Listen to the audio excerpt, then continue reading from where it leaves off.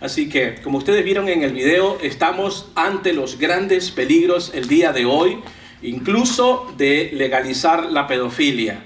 Están trabajando fuertemente, han venido trabajando fuertemente para legalizar la pedofilia. Para los que no saben, en el mundo entero, los que me escuchan, América Latina, en otras partes, la pedofilia es el abuso o el tráfico sexual de niños. Eso es la pedofilia, es el abuso sexual o el tráfico sexual de niños, y está a la moda. Como ustedes saben, la noticia que hoy en día corre por todas partes de los mejores noticieros, no de telementiras, sino de los mejores noticieros reales.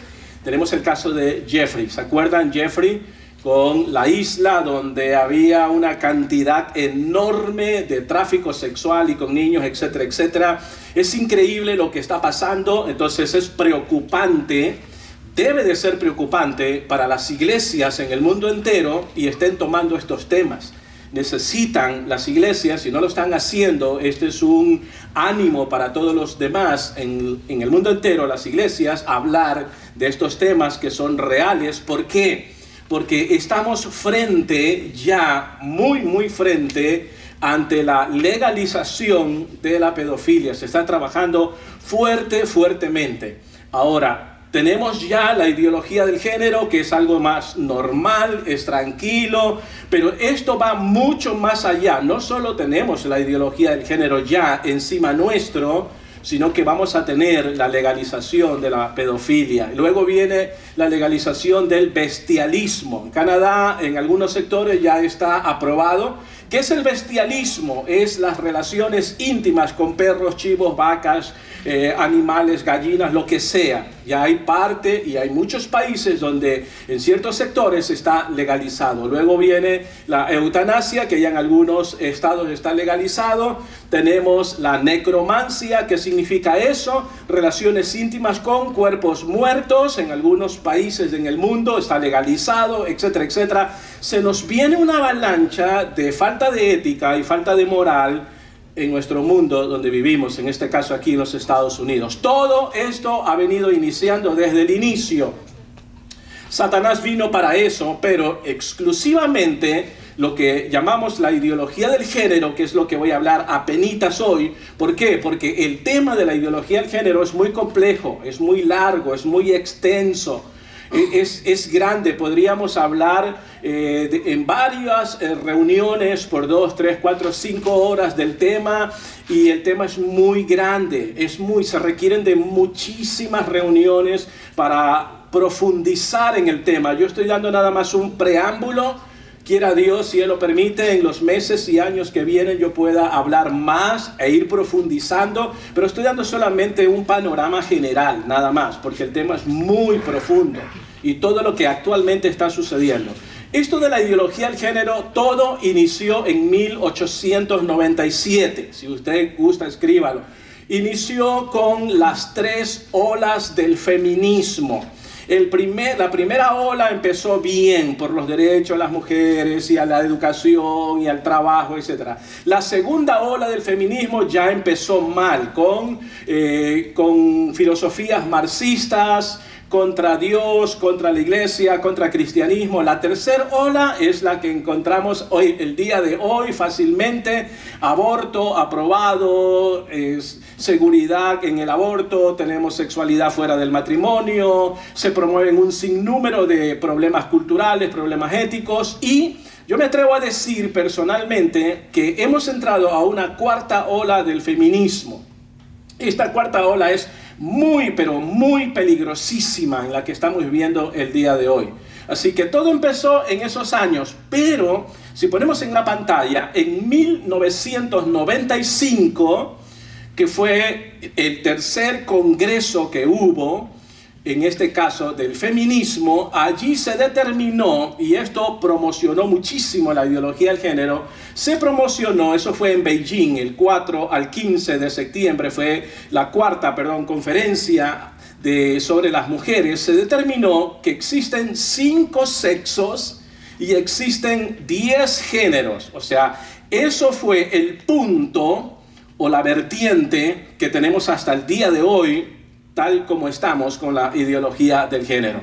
determinaron 10 tipos de géneros. Todos sabemos heterosexualidad. Nosotros, los que sabemos la creación de Dios, los hijos de Dios, somos heterosexuales. Y ellos asignaron, claro, lógicamente, somos heterosexuales. Luego viene la homosexualidad, varón, varón, mujer, mujer.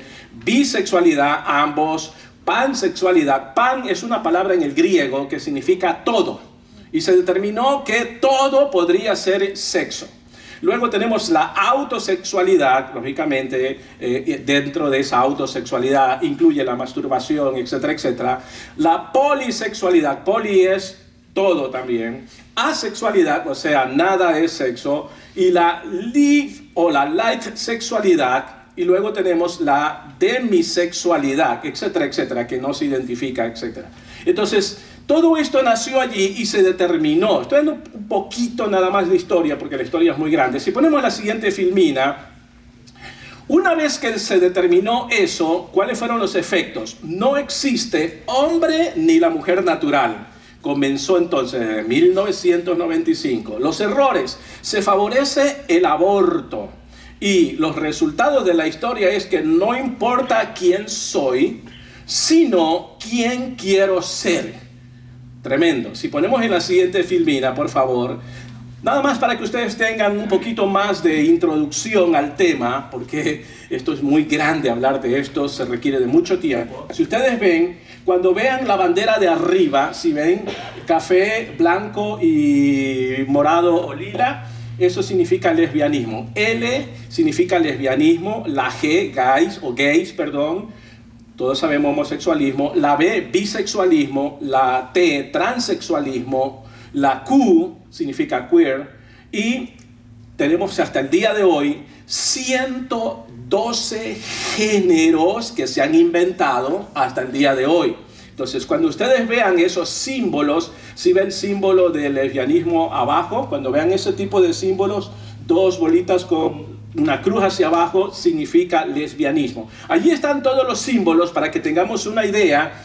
De pronto, como no sabemos, compramos alguna vestimenta con algún símbolo a nuestros hijos. Recuerden que estamos hablando cómo ayudar a los hijos a vivir en el siglo XXI. Enseña a sus hijos esto de aquí para prevenir, o cuando un amiguito lo utilice o compre un anillo con un símbolo y le regale, o se está identificando con un tatú o un tatuaje, etcétera, etcétera. Todo esto tiene un significado. Así que lo puse allí en pantalla para que ustedes puedan identificarlo.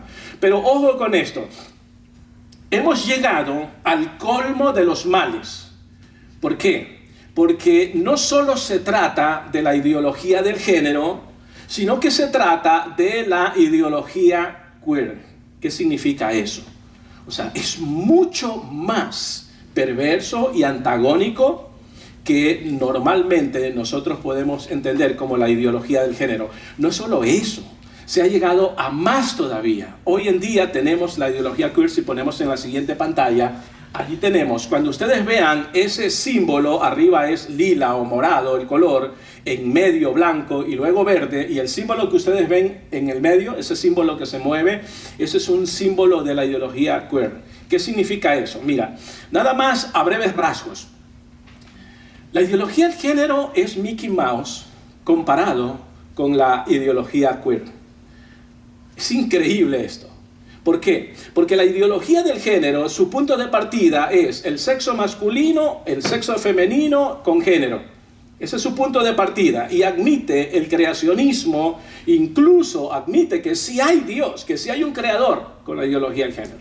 Pero con la ideología queer es todo lo contrario, ataca todo el concepto de una identidad, ya sea masculina o femenina, una identidad fija, y desprecia al creacionismo, incluso desprecia al creador y a la criatura, o sea, desprecia al ser humano.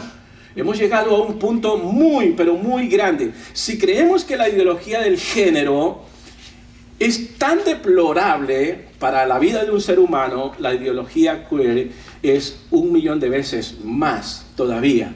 En algún momento estudiaremos sobre estos tipos de la diferencia más fuerte entre la ideología del género y la ideología queer. Es increíblemente. Si ponemos en la siguiente pantalla, la ideología queer rechaza a la humanidad, si ponemos las palabras, en términos generales la rechaza. Por lo menos la ideología del género está consciente que los sexos son fijos, varón, mujer y de ahí en adelante 112 géneros.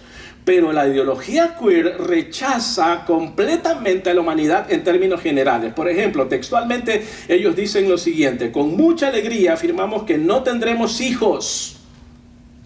La generación de ahora, que va mucho más allá de la ideología del género, porque esto es como una droga que primero empieza con un hábito y luego se hace un vicio y después del vicio se hace una manía. Y es por eso que conocemos cuando alguien dice este es loco, maniático, depresivo. Una manía es que no tiene necesidad de hacerlo, pero lo hace. La ideología queer ha llegado a una manía ya. Ellos no promueven el tener hijos, ellos adoran la soledad. Por eso es que las parejas ya no se casan hoy. ¿Hace sentido eso? Las parejas solo hoy conviven. Y conviven 4 o 5 años. Y luego dice, si nos va bien nos casamos, si no, cada quien elige su camino. O sea, hemos llegado a un colmo en este caso. Ellos celebran, adoran la soledad, celebran la destrucción de toda relación de pareja, celebran la destrucción de la unión sentimental, heterocompromisos, celebran la destrucción de enamoramientos. ¿Por qué? Porque hoy en día, con la generación que tenemos de la ideología queer, acompañada con la ideología del género, es que en la misma noche, en pocos segundos, ya se enamoran, ya van a tener relaciones íntimas, al siguiente día ni se acuerda, ni sabe con quién se ha acostado. ¿Saben cuál es la moda de hoy? ¿En qué andan estos tipos de ideologías? El reto de hoy es tener 200 hombres, en este caso las mujeres. Esa es la moda de hoy. Y están en esos retos que estamos mirando el día de hoy. Es increíble todo esto lo que está pasando. Si ponemos la siguiente filmina, ¿cuál es el resultado? Se casó con un delfín. En serio. ¿Cuál es el siguiente resultado? Si hacemos un clic, se casó con su perrita. Esto es real, esto es real. Siguiente resultado, se casó con su laptop. Siguiente resultado, se casó con una estación de tren en Santa Fe, en California, y asegura tener intimidades mentales. El siguiente filmina, por favor, se casó con su muñeca inflable. Esto es real, es original. En este mundo estamos viviendo. Se casó con un holograma, si ponemos un clic. Se casó con el muro de Berlín. Y cuando derrumbaron el muro de Berlín, ella estaba de luto, pero todo mundo celebrando y ella estaba deshecha. Y por último, se casó con la torre de Eiffel, la torre que está en Francia. Increíblemente. Y esto es poco. La lista es interminable. Son cientos de matrimonios celebrados. Ese es el resultado en el que estamos viviendo el día de hoy, lamentablemente. La ideología del género y la ideología queer es un disfraz de la nueva izquierda progresista que sin pudor promueve la nueva revolución cultural marxista, ojo con esto, subdividida por el feminismo, el abortismo, la pedofilia y el homosexualismo cultural. Lamentablemente vivimos en ese mundo. Es increíble lo que podemos ver. Personalmente, yo creo que la ideología queer es el nuevo movimiento ideológico a la que yo llamo neoideología del género. Esto no se habla casi en ninguna parte. No lo vas a escuchar casi en ninguna parte. Quizás por allí en algunos canales muy serios. Pero las investigaciones nos dicen esto, y yo le llamo el neo-ideología del género. ¿Por qué conozco esto? Yo soy estudiante de un PhD y me asignaron a hacer una investigación sobre el tema, y yo mismo me asusté cuando, estudiando a profundidad científicamente, biológicamente, teológicamente y bíblicamente, descubrí la ideología queer. Y todo está escondido, todo está debajo del tapete. Entonces lo presenté ante la clase, dije, wow, esto es increíble lo que está pasando. No es solo la ideología del género, sino la ideología queer, increíblemente. Yo le llamo la neo-ideología del género, y que enfrentamos en los próximos años, especialmente en dos sectores. Aquí está el resultado de mi investigación con libros de ciencias reales, no ficticios. Eso es muy importante. Dos cosas la enfrentamos en los poquitos años que vienen, especialmente en dos sectores. Son muchos los sectores donde se está promoviendo esto debajo, y ya está pronto a descubrirse, y vamos a decir, wow, prefiero la ideología del género, nada más poniéndolo como ejemplo. Porque la ideología queer es increíble, todo lo que se revela contra Dios, como lo dice la Biblia. En dos sectores se está promoviendo. Primero, en el ámbito teórico, con grupos académicos. Está volando fuertemente, se está echando todo fuertemente en el marco teórico de grupos académicos, como los maestros en las universidades. ¿Quiénes forman parte de la ideología queer y que están influenciando enormemente y que está a punto de reventar la bomba? Las universidades, con los maestros, los académicos, los doctores, los abogados, gente de ciencia, entre comillas, gente muy académica, gente cosmopolita, gente pero súper acaudalada. Están promoviendo debajo, están creando los sistemas para la educación desde los babies hasta las universidades. O sea, ellos son los que están promoviendo fuertemente esto. Profesionales, presidentes, gobernantes, etcétera, etcétera. Porque esa es la generación que tenemos ahora, que está estudiando en las universidades, y que sus maestros están promoviendo esto a los estudiantes para gobernar, para dirigir, para liderar naciones, para liderar negocios, para liderar la medicina, para liderar la cultura, para liderar el arte, para liderarnos a todos nosotros. Todo esto se está promoviendo desde la alta sociedad, entre comillas, académica. Y la segunda cosa, o el segundo sector que estamos nosotros y que tenemos que enfrentar, porque se nos viene una avalancha increíble, es en el activismo con grupos culturales y organizaciones sociales. Hay muchísimos grupos culturales y organizaciones sociales financiadas por el gobierno, por el Estado, etcétera, etcétera, como la Queer Nation. Si han escuchado la Queer Nation, investiguen eso y digo, wow, eso es increíble. Como el Frente de Liberación Gay, como el ADUP, en otras palabras, en español es Pórtate Mal. Es un grupo activista cultural de organizaciones sociales que está contra la Biblia, contra Dios, etcétera, etcétera. El acrónimo de ellos es Coalition del SIDA, para desatar un poder increíble, y está en contra de la iglesia. Este grupo se organizó, se fundó en marzo de 1987, o sea, antes de la Cuarta Conferencia Mundial, en el Centro para la Comunidad Lésbica, los gays, bisexual, transgénero en Nueva York, etcétera, etcétera. Como dije, el tema es muy grande y quería hablar hoy sobre John Money, el hombre que promovió el transexualismo y la mutilación de niños, pero no tengo mucho tiempo. Vamos a dejar eso para otras ocasiones, ya no en esta serie. Solo quiero ocuparme 2 semanas hablando de esto, nada más, así como en la entradita nada más, pero el tema es muy profundo. La Iglesia de Cristo debe, desde ahora en adelante, tratar con este tipo de prácticas culturales marxistas, progresistas, izquierdistas. ¿Por qué? Por eso este es un llamado a los pastores en el mundo entero que me están escuchando. Tenemos que tomar estos temas y enseñarle a nuestra gente la realidad, lo que estamos viviendo, pero a la luz de la Biblia. Vamos a ver en la Biblia qué dice Dios acerca de todo esto. Vamos a verlo desde el punto de vista teológico, qué nos enseña Dios.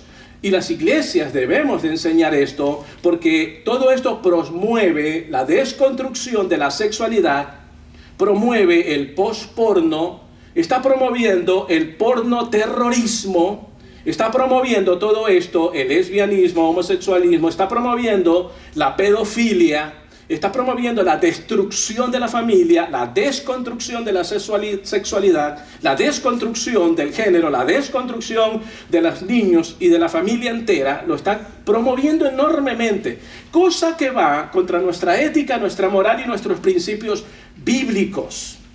Y por eso tenemos que enseñar a la gente. La iglesia cristiana debe enseñar estas verdades.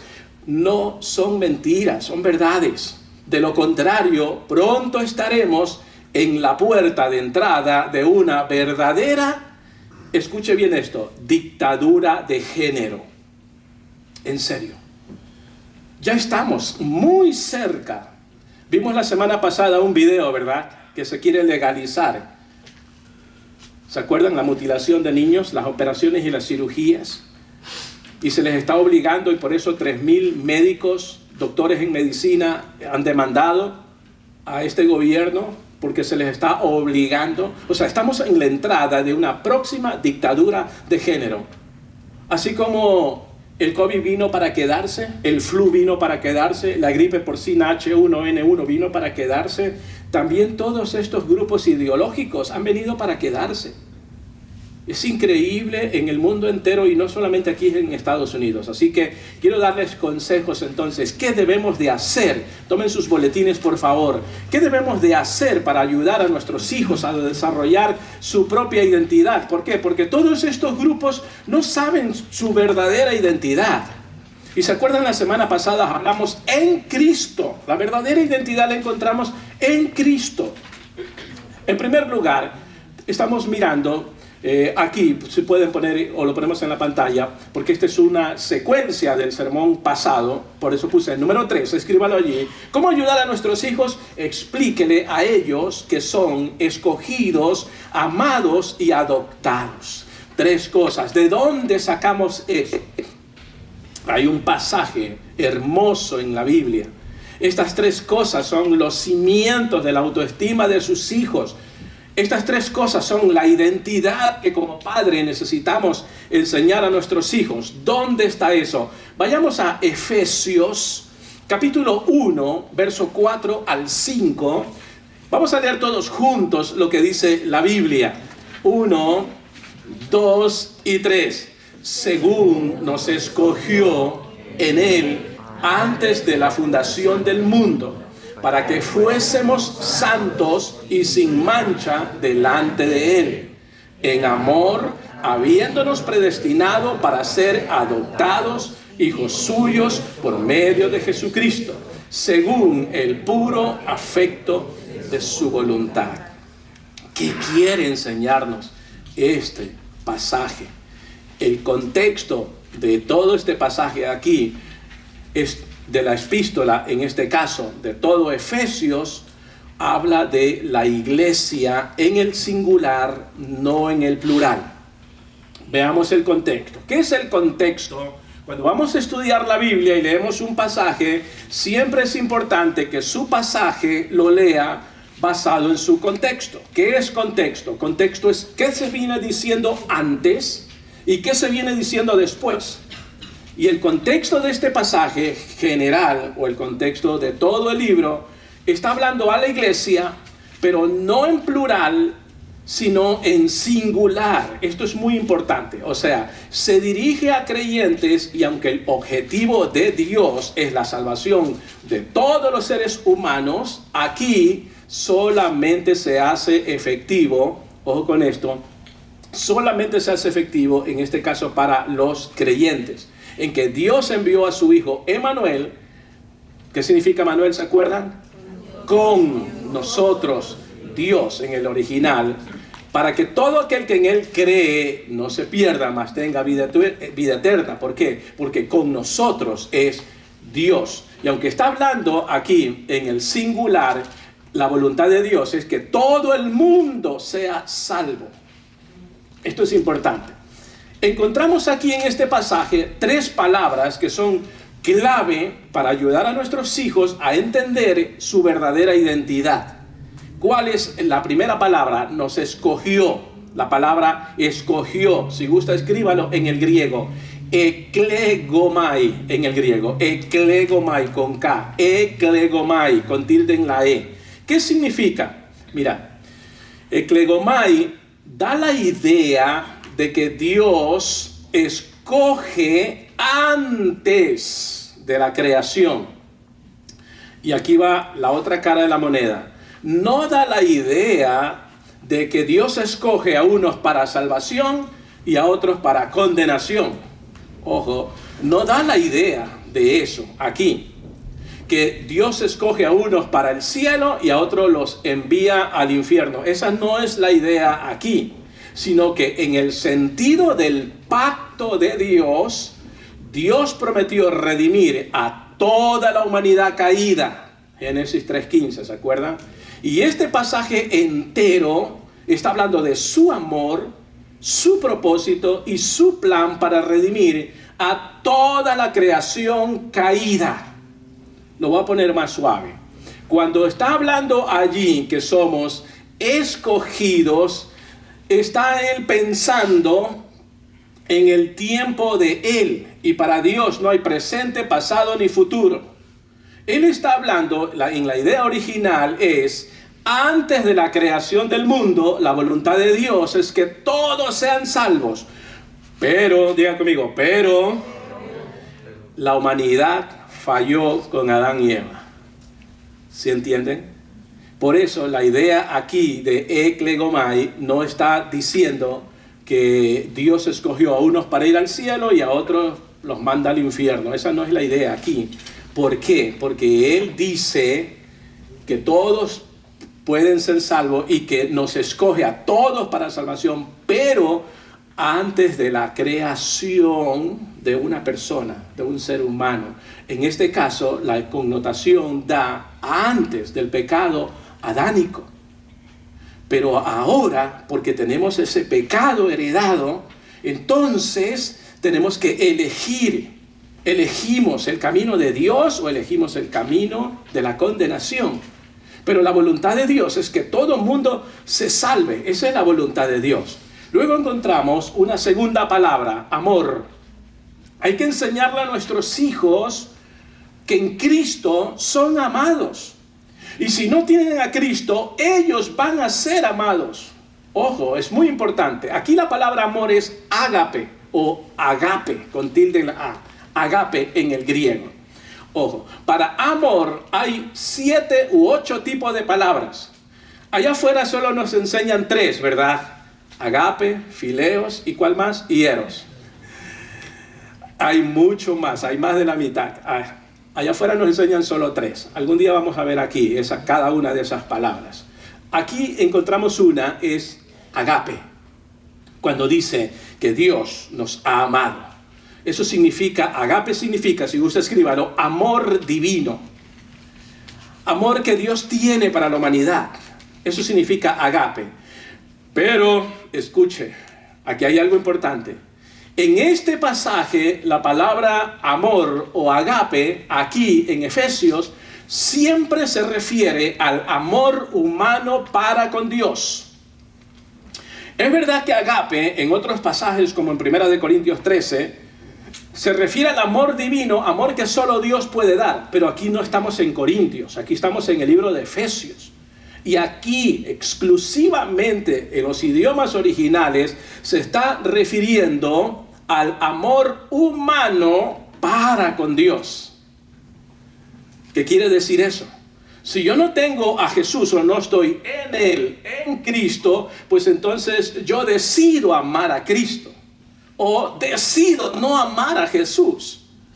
Entonces en este pasaje se está refiriendo al amor humano para con el prójimo. Para con Dios y para con el prójimo, para ambos. Ágape es un amor que busca el bienestar. Eso es agape o ágape. Busca la felicidad de otros, busca la felicidad de los demás, incluso cuando no se lo merecen. Y Dios nos manda a tener amor agape. Buscar la felicidad de los demás, aunque ellos no se lo merezcan. ¿Por qué? Porque agape no se basa en sentimientos. Esta palabra en griego no se basa en emociones. Y Dios pide eso de nosotros aquí en Efesios. Esto se basa en una decisión. En otras palabras, el amor es una decisión. Yo decido amar a mi cónyuge a pesar de... Ya tiene 20 libritas de más, no como recién la conocí. Pues ya tiene papadas. Pues ya tiene arrugas. Pues etcétera, etcétera. Amor es una decisión, no solo es sentimiento. El sentimiento es una parte pequeña del amor. El amor es una decisión. Yo decido amar a pesar de un terrible carácter, a pesar de muchísimos cambios. Yo decido amar a mi esposa, no importa cómo se vea después de 15 años, 20 años, 30 años, 40, 50 años de casado. No importa. Porque el amor es una decisión. No solo es un sentimiento. Entonces yo decido a sí mismo amar a quien me hace daño, o mis enemigos, o los que me llevan la contraria, porque el amor es una decisión. Yo decido amar. Si yo no practico agape, estaría en problemas. Voy a estar en conflicto, no solo con Dios, porque Dios me manda, sino conmigo mismo. Estaría en unas guerras con Dios y conmigo mismo. Es allí cuando viene la desintegración. Hay una palabra griega para ser íntegros, y lo contrario es desintegración. Comienzo a desintegrarme yo mismo. ¿Por qué? Porque no practico agape. No busco lo mejor a pesar de, o no tomo una decisión de amar. Ahora, cuando yo tomo una decisión de amar, no significa que yo estoy de acuerdo con todo tipo de prácticas, conductas, estilo de vida, comportamiento y carácter. No significa que estoy de acuerdo o que comparto con eso, no. Puede ser la persona más dura y difícil, pero decido amarla, no necesariamente quiere decir que yo voy a estar de acuerdo con su conducta, carácter, estilo de vida, forma de ser negativos. ¿Entiende eso? Agape. Y luego, ¿qué tenemos allí? La tercera palabra, tenemos adoptados. En el griego es huiosexia, así, huiosexia. Y significa colocar como hijo. Enseñemos a nuestros hijos que Dios los ha colocado, los ha adoptado como hijos. Nominalmente es calidad de hijo, así es. Calidad de hijo. Ayúdame a predicar, dígale a su vecino, si eres un hijo de Dios, sé calidad de hijo. Así. Porque eso es lo que representa nominalmente. Calidad de hijo. Dígale a su vecino, necesitamos ser calidad de hijos. Huiosoxia. Ojo con esto. Ahora, era difícil y era costosísimo adoptar un hijo en el sistema legal de Roma en ese tiempo. Vámonos al contexto cultural de ese tiempo. Era difícil adoptar a un hijo en el sistema romano, pero una vez hecho o una vez que lo adoptabas, ojo con esto, eso es muy importante, entonces era muy conectado. Y un padre que adoptaba a un hijo, o sea, un padre romano que adoptaba a alguien, tenía el derecho legal, esto es importante, de nunca deshonrarlo ni de matarlo. ¿Qué quiere decir con esto? Que un padre normal en Roma, a un hijo legítimo, no adoptado, sino legítimo, tenía el derecho legal de desheredarlo, o sea, no dejarle herencia, o incluso de matarlo. Tenía el derecho de matarlo. Eso en tiempos culturales. Estoy hablando de Roma, más de 2000 años atrás. Tenía ese derecho con un hijo legal. Pero cuando adoptaba un hijo, no tenía ninguno de esos dos derechos. No podía ni siquiera tocarlos. ¡Wow! ¡Qué increíble!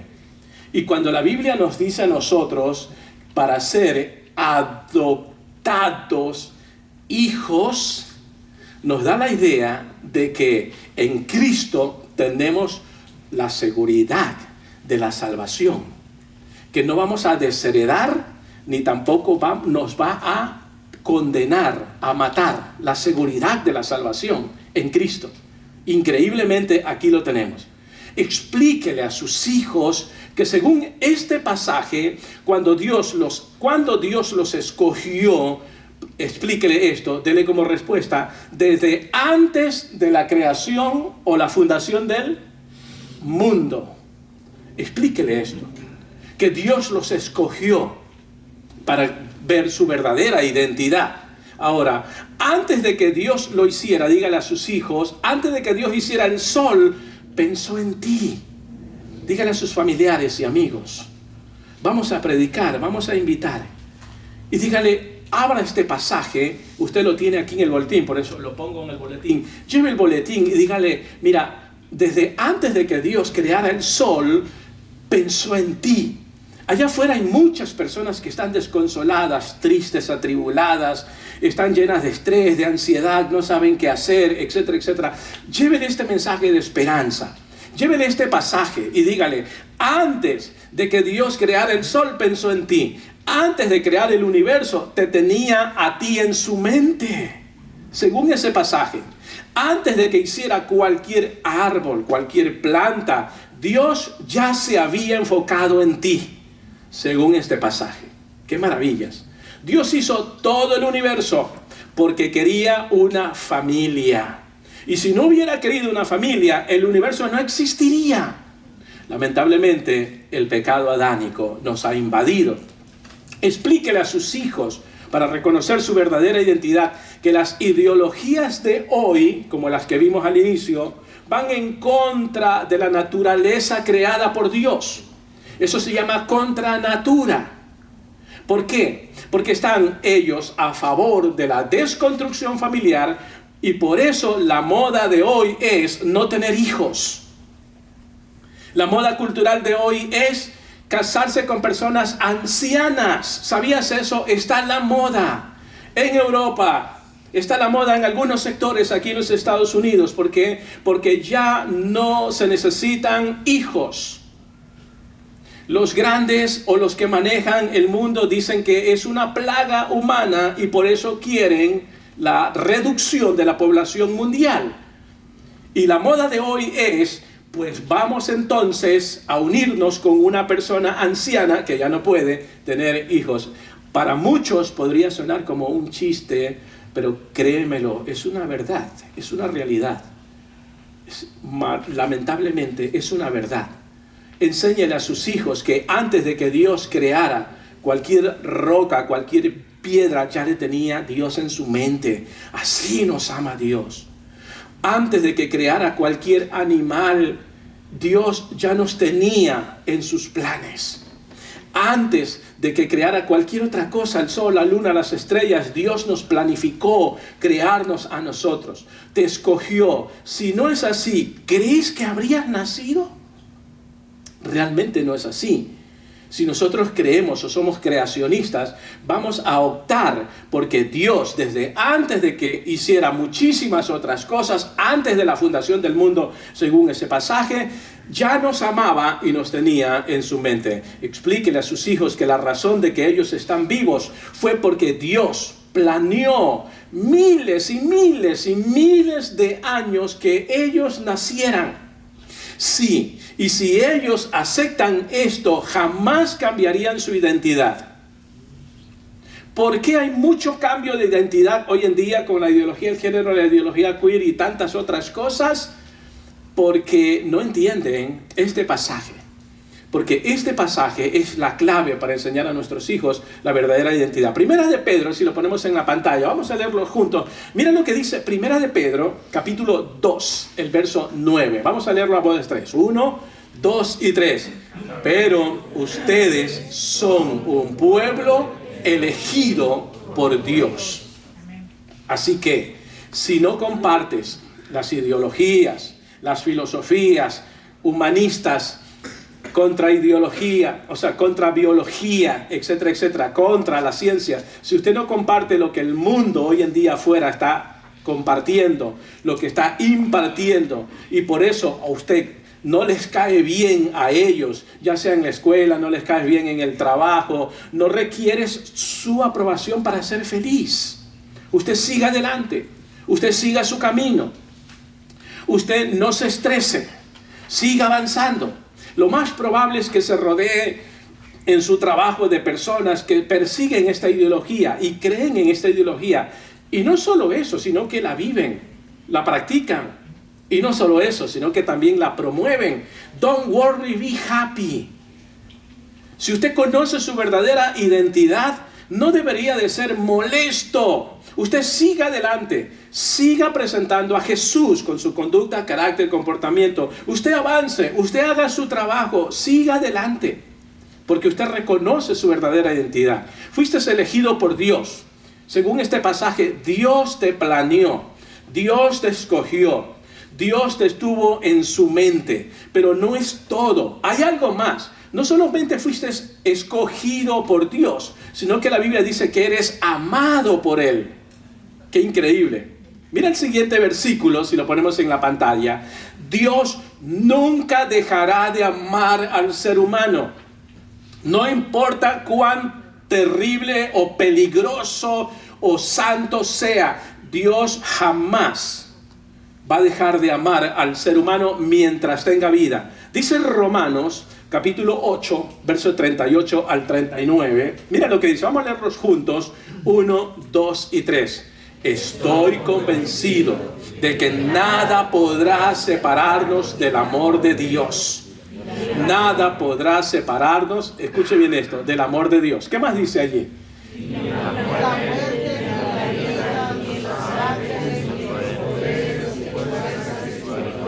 Ni lo presente, ni lo futuro, ni lo más alto, ni lo más profundo, ni ninguna otra de las cosas creadas por Dios, nada podrá separarnos del amor que Dios nos ha mostrado en Cristo Jesús, Señor nuestro. Ahí está, en Cristo Jesús, Señor nuestro. Qué importante es recibir a Jesús. Qué importante es estar en Cristo, en Él, si ven, para tener nuestra verdadera identidad. Explíquele a sus hijos que fueron escogidos mucho antes de que Dios hiciera cualquier cosa en el universo. Luego dice que son amados y aún hay más. Finalmente son adoptados. Ese es el primer punto. O sea, son escogidos, amados y adoptados. Hay que explicar eso a nuestros hijos. Eso tenemos que llevarlo para explicarlo en las escuelas, en la middle school, en la high school, en las universidades, en las iglesias, en las conferencias. Tenemos que correr con todo este mensaje, con toda esta voz. Es importante. Explíquele que fueron escogidos y Dios adopta a una criatura imperfecta. Nosotros somos imperfectos y estamos en continua rebelión con Dios. Pero, escuche bien esto, pero Dios aún así nos ama. ¿Cómo es que Dios aún así nos acepta? ¿Cómo es que Dios aún así no nos rechaza a pesar de que decimos, yo quiero manejar mi propia vida? Yo quiero hacer lo que yo quiera hacer. A mí nadie me tiene que decir lo que tengo que hacer. A pesar de que somos así con Dios. Incluso llegamos a decir, yo haré lo que yo quiero, no haré lo que Dios dice que yo haga. ¿Cómo es que a pesar de que nosotros somos así, Jesús nos acepta? Aquí está la respuesta, y la respuesta es magistral. Cristo Jesús. Cristo vino en la cruz del Calvario, a morir en la cruz del Calvario. Allí está la clave. Es Jesús vino a salvarnos. Se llama redención, se llama gracia. Y al morir por nuestros pecados, por más rebelión que tengamos, nos hizo aceptables cuando nosotros le aceptamos, porque vino a salvarnos. En verdad, no importa lo que otros digan de ti, no importa lo que otros digan de mí, no importa. Aquí está la clave. Nadie puede quitarnos el hecho de que cuando recibimos a Cristo, somos amados, escogidos y adoptados. ¿Se acuerdan adopción? En el contexto cultural histórico del pasaje en Efesios, los romanos, cuando adoptaban a alguien como hijo, jamás podían desheredarlos, ni siquiera matarlos. Pero eso sí podían hacer con hijos legítimos. ¡Wow!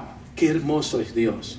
Así que estamos mirando en la serie cómo ayudar a sus hijos a desarrollar su verdadera identidad. La segunda cosa, escríbalo por favor, explíquele que si ellos pecan, son perdonados y liberados.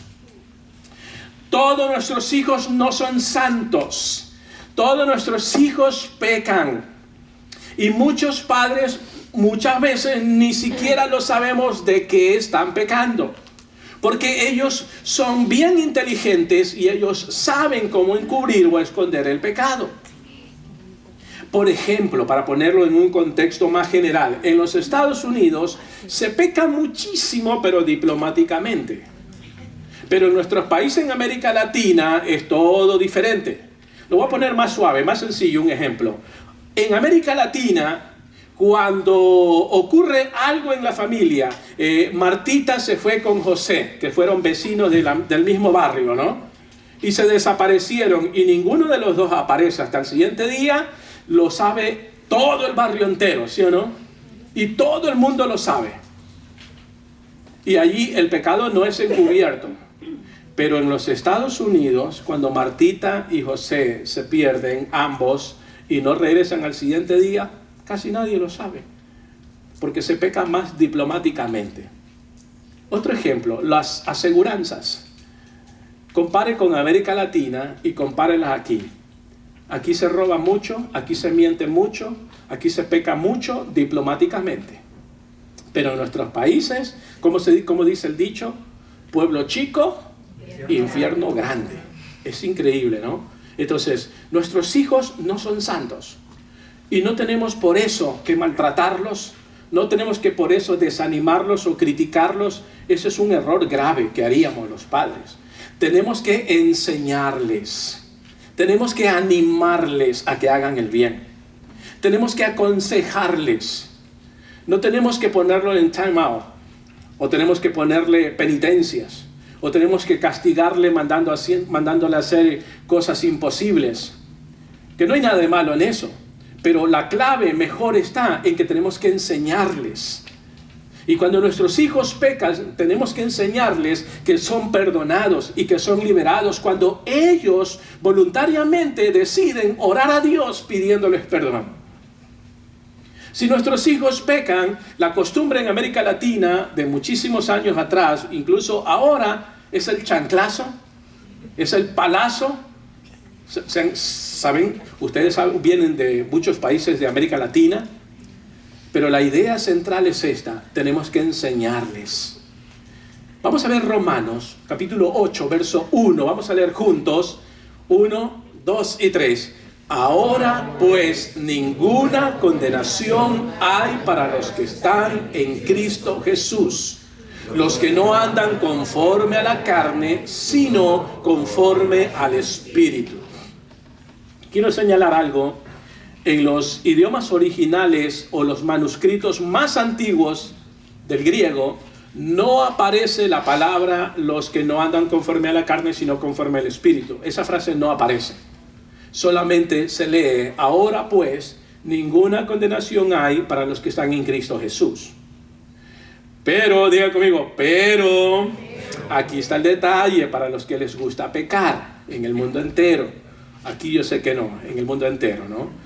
Este verso, o esta parte que no aparece en los mejores manuscritos más antiguos, esta frase de los que no andan conforme a la carne, sino conforme al Espíritu, sí encaja en el versículo 4, porque este es el verso 1.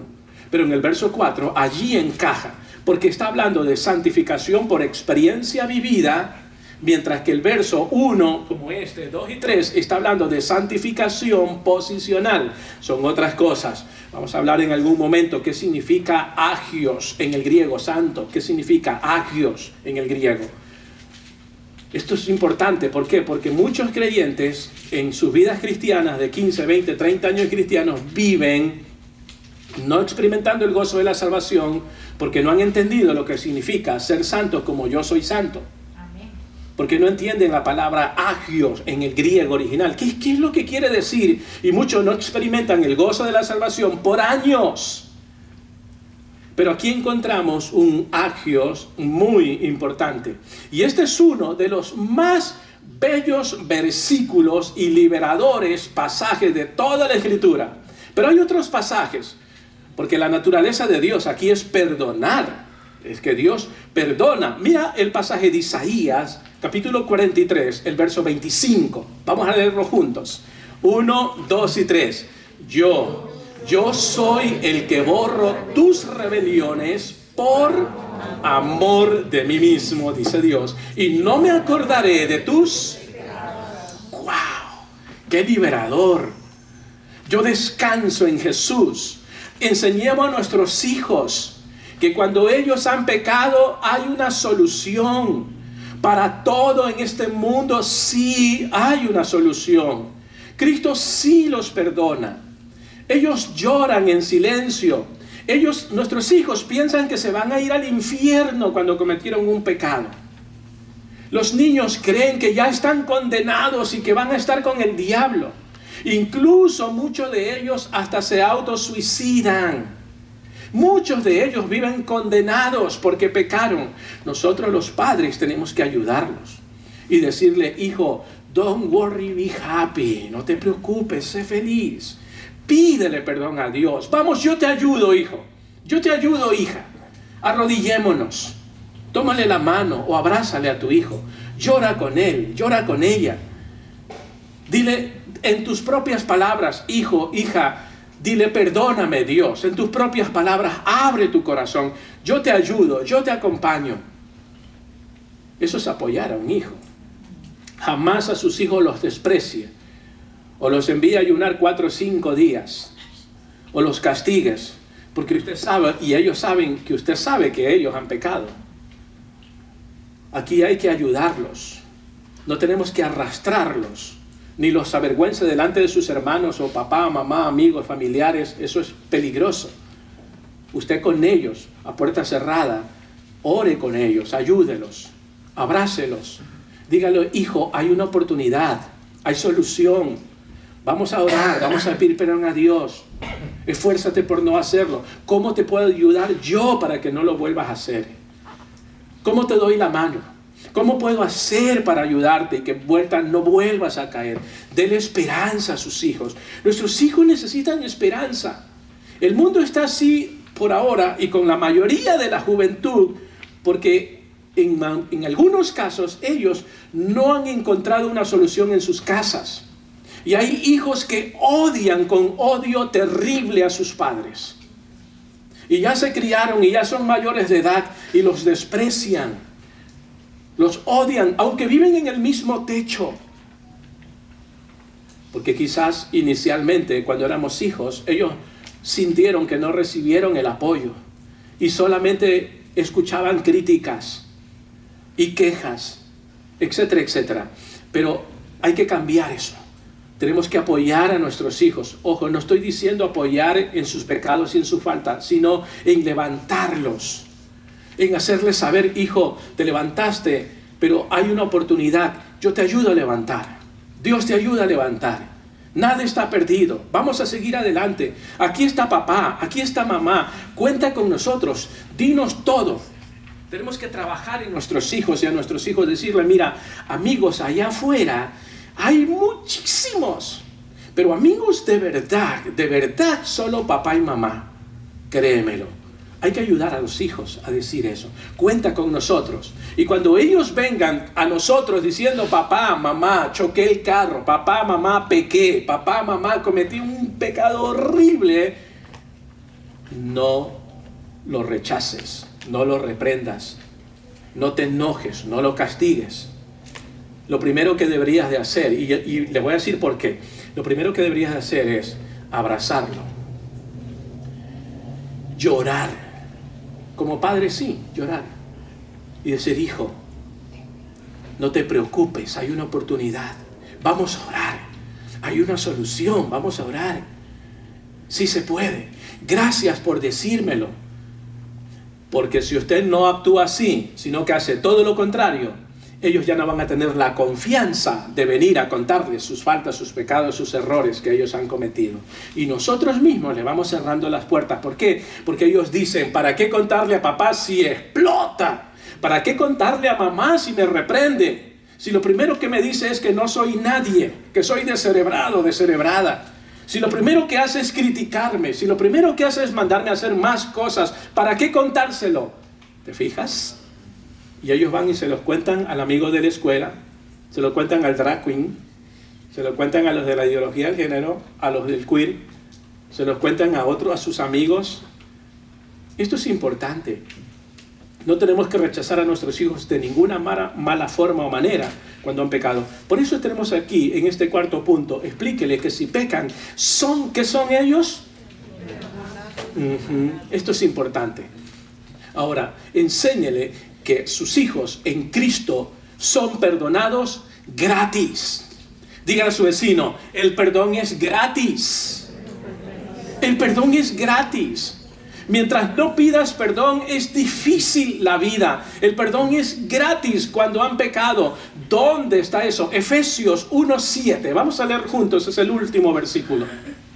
Efesios, capítulo 1, versos 7. 1, 2 y 3. En Cristo, gracias a la sangre que derramó, tenemos la liberación. ¡Wow!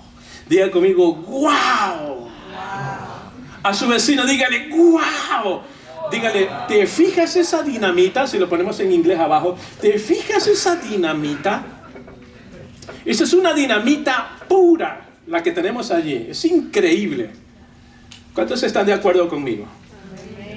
Nosotros mismos, los padres, cuando pecamos, tenemos el perdón de los pecados. Padres, en muchas ocasiones tenemos que pedir perdón a nuestros hijos. Eso no te hace menos. Eso no te rebaja ni te quita el título de papá o mamá. No, eso te hace más humano. Eso te hace más amoroso. Eso te hace más confiable. Eso le da seguridad a tus hijos. Decirle, hijo, perdóname, lo siento, lo lamento. Si lees Efesios capítulo 6, dice, padres, no exasperéis a vuestros hijos. Decirle, hijo, lo lamento, perdóname, lo siento. Eso no nos hace menos, ni nos quita la autoridad. Es que cuando tú eres una autoridad, no necesitas decir quién eres. Porque si lo estás diciendo, quién eres, significa que la estás perdiendo o la has perdido. Los padres no necesitamos decir, es que yo soy tu papá. Significa que ya los perdiste. Los padres tenemos que acercarnos a los hijos de vez en cuando, o cuando ellos cometen errores, y sabemos nosotros los padres que nosotros no le advertimos o no le enseñamos en esa área por el cual cometieron errores, debemos de venir a decirle a ellos, perdóname, no te he enseñado esa parte. Lo siento, no he abierto la Biblia para enseñarte esa parte. Lo siento, no hemos orado acerca de eso y has pecado. Pero hay una solución, hay una esperanza. Para todo hay una solución. Vamos a orar. Y ora primero papá, diciéndole, Dios, perdóname por no haber enseñado a mi hijo sobre eso que él pecó o ella pecó. Y luego decirle a nuestros hijos, ahora te toca a ti orar y pídele perdón a Dios por tus pecados. Seguro que el hijo va a decir, papá, Padre Dios, perdóname, lo siento, lo lamento. Y ayuda a mi padre. Hijos, tenemos que orar por los padres. Ayuda a mis padres a que me enseñen lo que todavía yo no sé para no pecar, para prevenir. Hijos, y ese es un ánimo para los hijos. Hijos, tienen que orar por sus padres. Diciéndole específicamente, Dios, enséñale a mi padre a que me enseñe a mí los temas que aún no me ha enseñado. ¿Por qué? Tarararán. Según la Biblia, nosotros los padres somos responsables de la crianza y la enseñanza de nuestros hijos. Somos nosotros los padres. ¿Qué necesitas entonces? Pues estudia Biblia, estudia teología, inscríbete en un seminario, un instituto bíblico. Eso es muy importante. No te pierdas los sermones.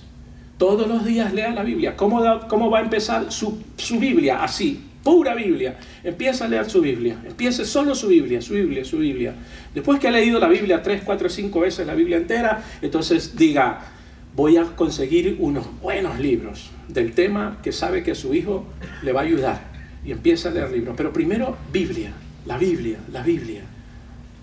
Esto es muy importante. Enseña a sus hijos que Cristo les perdona. Explíquele a sus hijos que hagan de Cristo la persona más importante de sus vidas.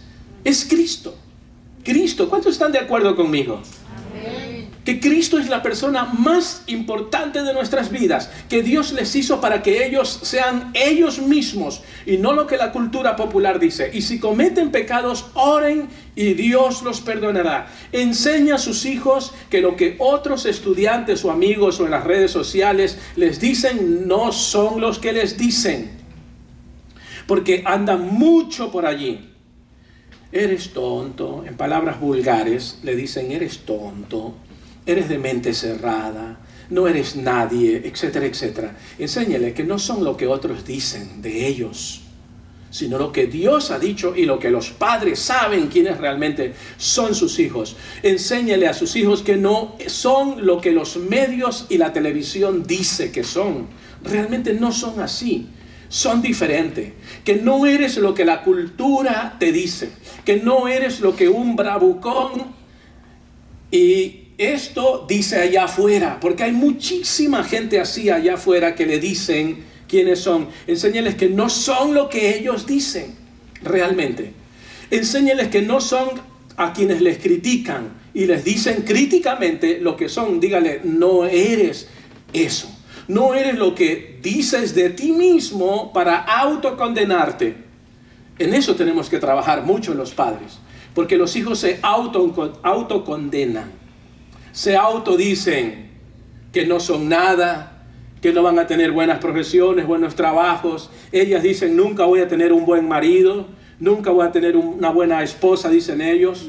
Ellos dicen, nunca voy a tener éxito en la vida. Mira, los padres tenemos que trabajar duro en eso y enseñarle a nuestros hijos que no son los que ellos se autotitulan, lo que ellos se autoimponen, que no eres lo que Satanás te acusa de ser, que no eres, ojo con esto, lo que la cultura popular el día de hoy, saturándonos por todos los medios, dicen que debemos de ser para tener una verdadera identidad. Cierren sus ojitos. Hable con Dios.